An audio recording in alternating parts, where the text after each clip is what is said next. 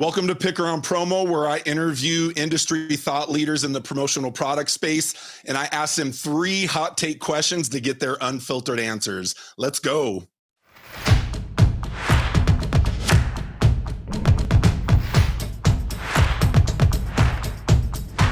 Welcome to episode 3 with my special guest, Mr. Danny Rosin, the man himself. What's up, Danny?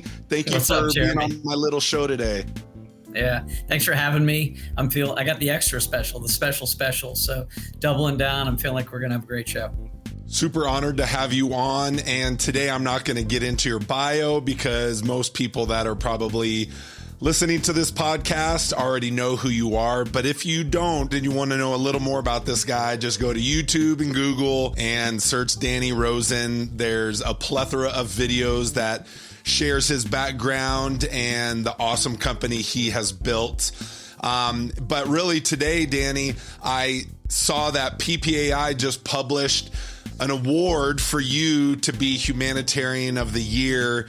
And I thought that was such a great honor and pretty amazing to showcase and highlight the things that you've done in that space. And so the first question is, when did you start this life of philanthropy? And was there anyone in your life that kind of was an example for you to kind of look up to or to model yourself after? Or was it just self-discovery? Yeah, great question. And thanks for mentioning that. A big shout out to PPAI for having awards like that to recognize people in our industry that are doing things, above and beyond selling, branded merchandise. I think it's good to recognize folks who are giving back in and out of our industry and inspire that, which I think helps elevate the industry, as I think you and I both try to do a lot of. For me, I was a troubled kid, man. I got in a lot of trouble. I had more demerits, I think, in the history of my high school, and so many that I wasn't going to graduate on time. And so the story goes that talking to my advisors, I decided to start a little bit of a nonprofit, you'll call it. It wasn't a formal nonprofit, but an organization so that I could work off those demerits. And the organization was to help those in need. It was called the Happy Club, and the mission was to make people happy. So pretty broad mission. And so we started out doing these crazy stunts, and more people started to hear about these things. We started raising money for different causes in our community, and got the attention of Operation Smile International. They thought Happy Club, Operation Smile. And so one day I'm finding myself, in detention on Saturdays, getting more demerits because I'm getting in trouble in detention. And the next day I find myself as a scrub nurse in the operating room in the Philippines as a 16-year-old for Operation Smile. And so when you ask how I got started, it was, a life of trouble and trying to act out and misbehave because I'm short. I was adopted. I had dyslexia when I was a kid.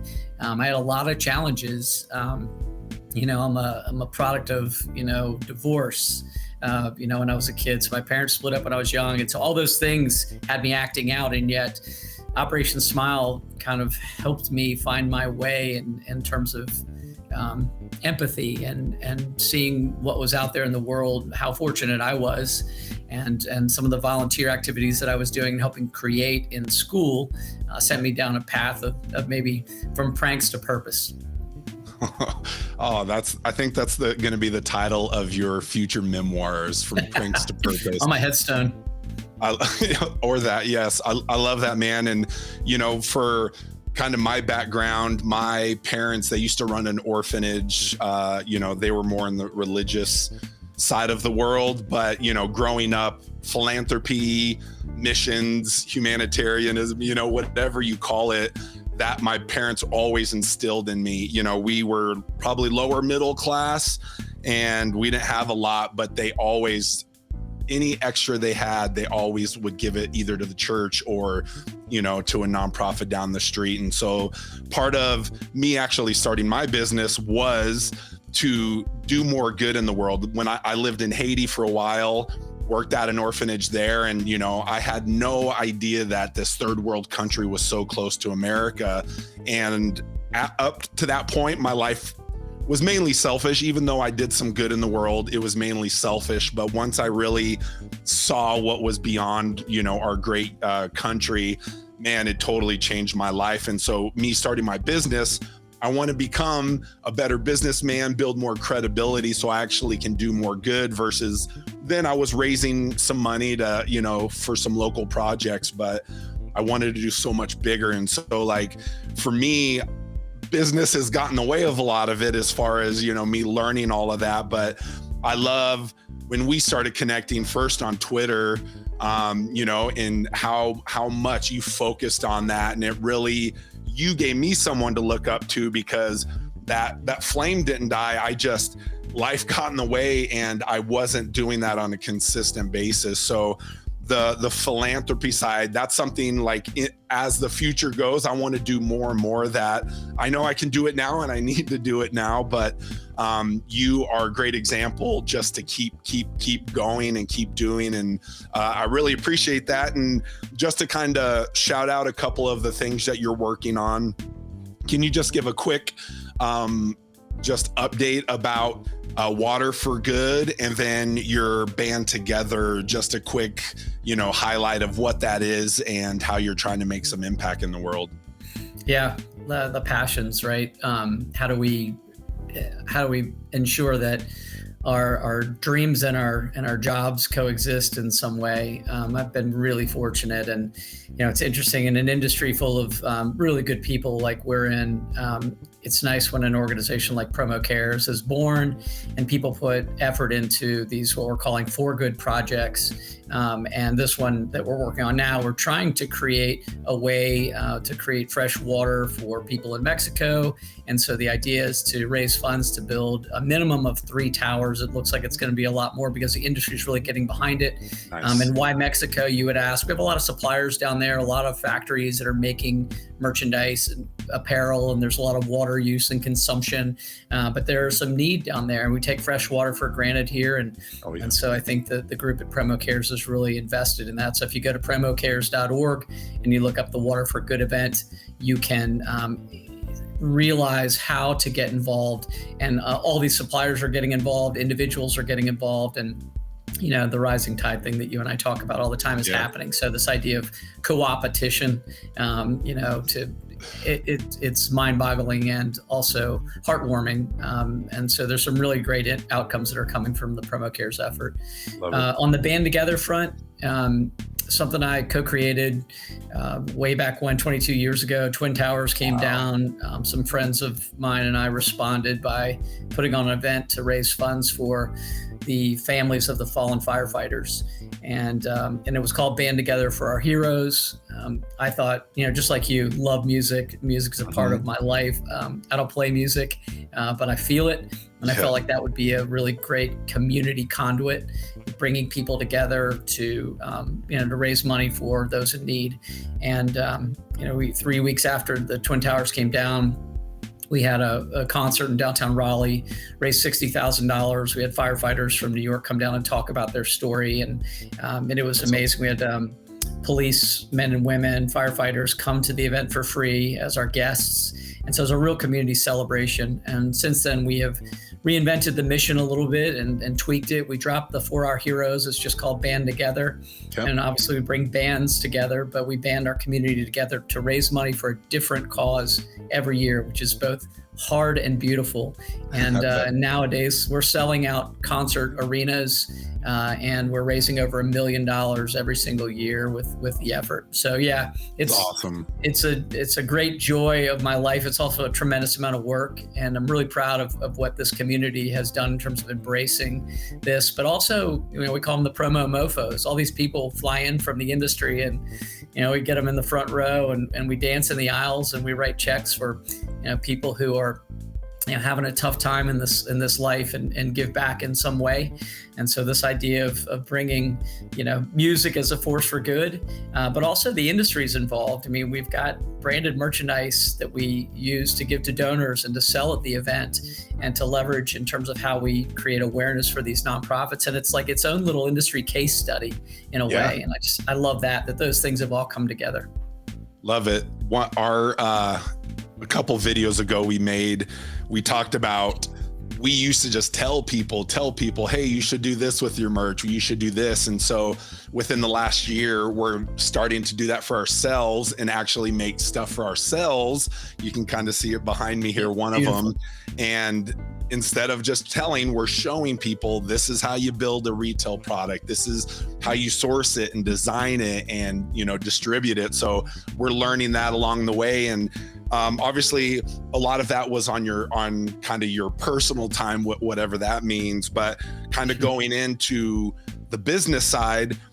I know you recently got certified to be a B-Corp, which I think you tried for maybe 10 years or so. Correct me if I'm wrong. That's right. But how has that impacted your sales approach?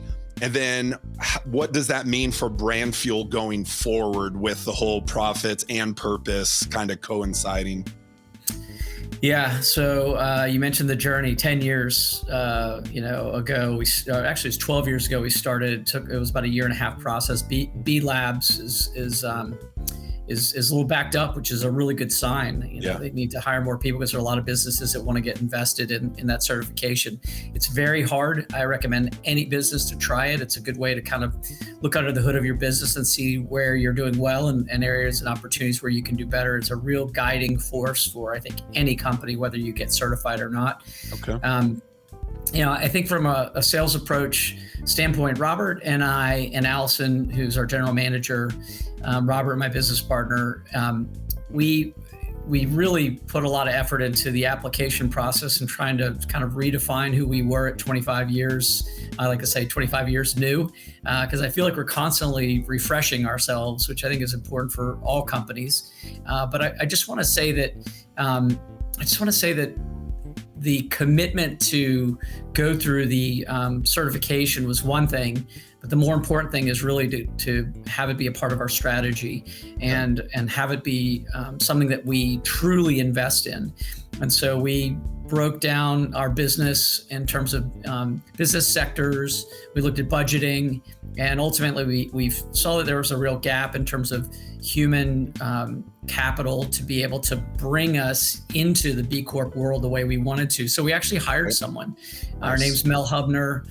She's worked for 4 different B-Corps and a nonprofit. Oh, wow. She is now our full-time, it's just crazy to think about this, a full-time director of social impact and sustainability. So we have one of those in our company. It's amazing. And so that investment with her had us talking about, like, what does she do every day? And so for year 1, we said, we don't want to see any return on investment from what we're doing with B-Corp initiatives. If we do, great, but it's not about selling more stuff. It's about educating our team first and getting them on board. Also going out into the world and finding new suppliers, potentially from and hopefully from the B-Corp community, bringing them in to work with Brand Fuel and our customers, but ultimately introducing them to the industry, which we think will be a really strong move. So that's a differentiator for us, Jeremy, and that's a differentiator for our sales team, and they're excited about it, but they know they can't sell this stuff and sell in clear conscience without being educated and knowing really, should they do this or should they not? And so to us, there are 2 kind of guiding principles with regards to products, because we know there's a lot of crap in our industry. One is sell sustainably, which we've kind of defined not as made of bamboo and will last forever, but sustainability to us is something that people will know and love and treasure and something utilitarian, and that they say thank you and wow for. And so I think it starts with some of that.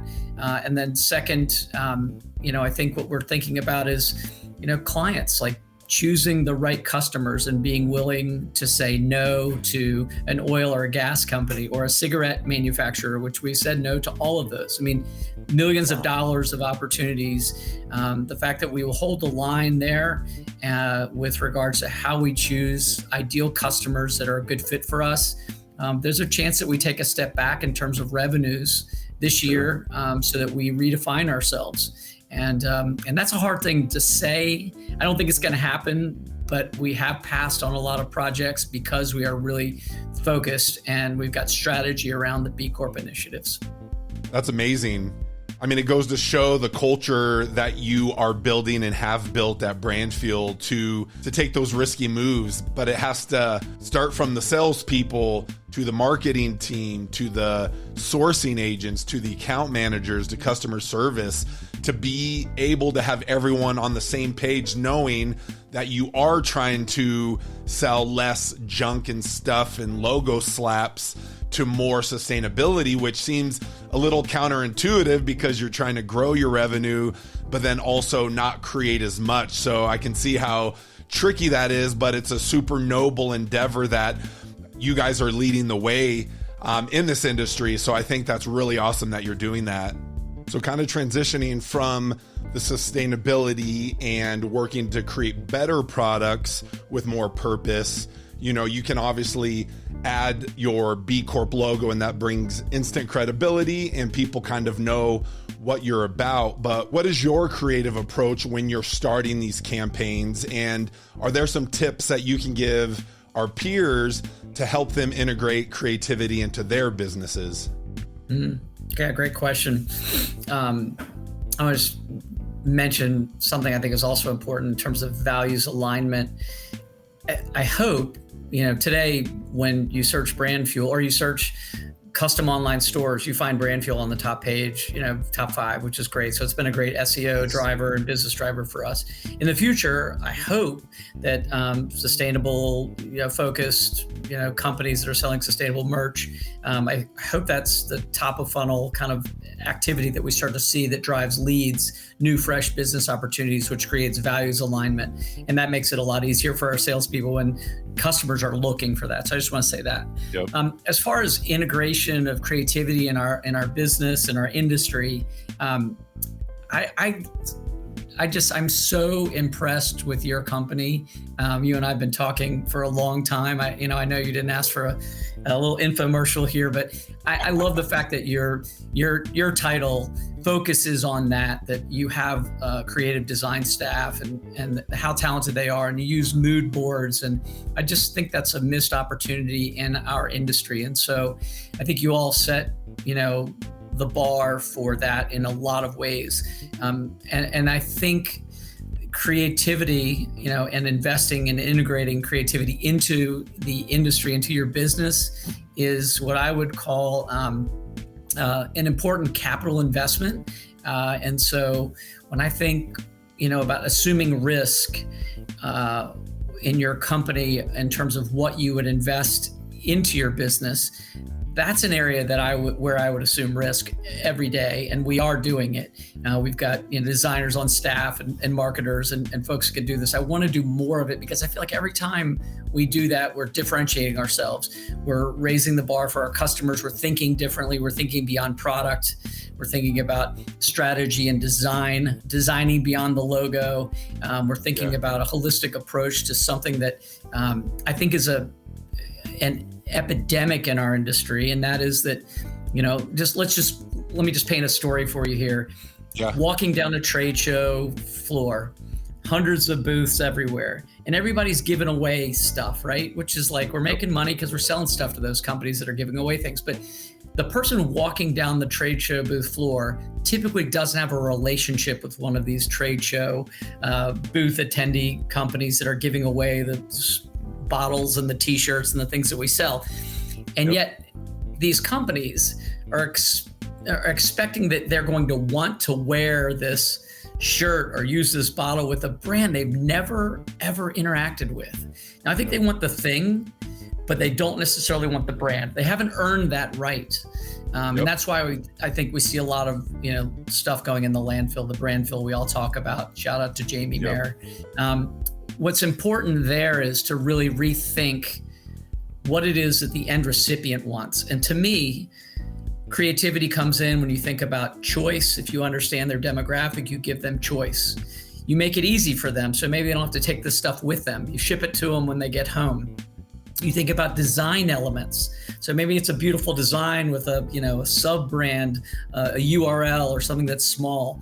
Think about QR codes and digital marketing, taking the physical product and getting them to a digital destination so we can track ROI. All of these things, it's not just about design, it's about design thinking. It's about coming up with creative ways to give your customer an opportunity to connect with potential customers or new employees or existing customers or employees in a way that makes them enjoy the thing that they received, not you. So make it not about you, make it about the recipient.